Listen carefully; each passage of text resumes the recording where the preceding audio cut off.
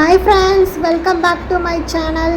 இன்றைக்கி நம்ம நெத்திலி கருவாட்டு குழம்பு எப்படி செய்யலான்னு பார்க்கலாம். அதுக்கு முதல்ல ஒரு வானல் வச்சு ஒரு கரண்டி ஃபார்ச்சூன் எண்ணெய் ஊற்றிக்கலாம், ஒரு கரண்டி நல்லெண்ணெய் ஊற்றிக்கலாம்.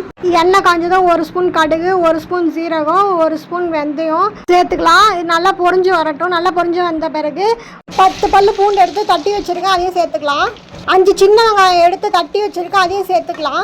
இப்போ கொஞ்ச நேரம் நல்லா வதங்கட்டும். நல்லா வதங்கின பிறகு பெரிய வெங்காயம் ஒரு 2 எடுத்துருக்கேன், அதையும் இது கூட சேர்த்துக்கலாம். சேர்த்து நல்லா வதங்கட்டும். நல்லா பொன்னிறமாகிற அளவுக்கு வதங்கின பிறகு இது கூடவே ஒரு 2 தக்காளி சேர்த்துக்கலாம். கொஞ்சம் கூடவே கருவேப்பிலையும் சேர்த்துருக்கேன். இதை மறுபடியும் நல்லா வதக்கிக்கலாம்.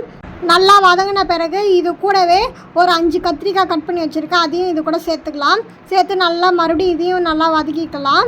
நல்லா வதங்கின பிறகு இது கூடவே ஒரு உருளைக்கிழங்கு கட் பண்ணி வச்சுருக்கேன், அதையும் சேர்த்துக்கலாம்.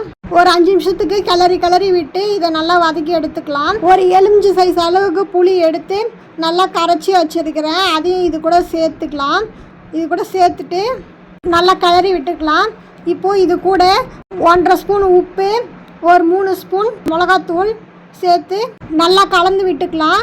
இப்போ இது கூடவே ஒரு 1/2 ஸ்பூன் மஞ்சத்தூளையும் சேர்த்து நல்லா கலந்து விட்டுக்கலாம். இப்போ இதை மூடி ஒரு 15 நிமிஷம் இருக்கட்டும். இப்போ ஓப்பன் பண்ணி பார்க்கலாம். இப்போ பார்த்திங்கன்னா நல்லா கொதிச்சிடுச்சு.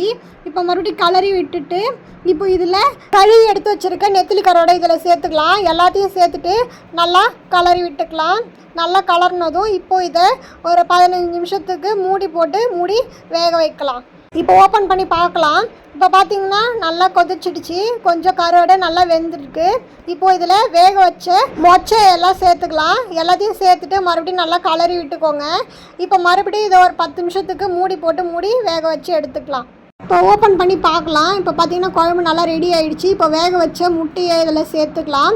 சேர்த்துட்டு மறுபடியும் நல்லா கலரி விட்டுட்டு ஒரு 5 நிமிஷம் கழித்து இறக்கிட்டோம்னா சுவையான மணக்கும் நெத்திலி கருவாட்டு குழம்பு ரெடி ஆகிடுச்சு. இப்போ இதை சர்வ் பண்ண வேண்டியது தான்.